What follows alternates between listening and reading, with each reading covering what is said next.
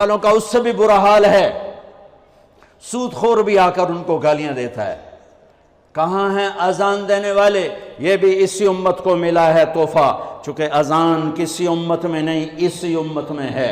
اور المؤذن لا یدود فی قبرہ، مؤذن کو قبر کا کیڑا کھا نہیں سکتا، قبر کا کیڑا مؤذن کو ہاتھ نہیں لگا سکتا۔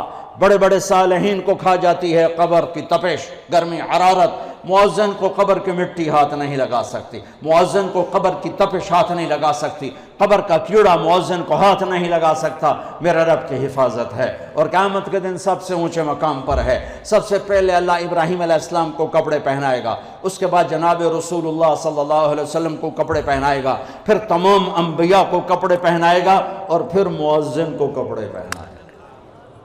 علماء بھی بعد میں، شہداء بھی بعد میں، صالحین بھی بعد میں۔ ہاں، مؤذن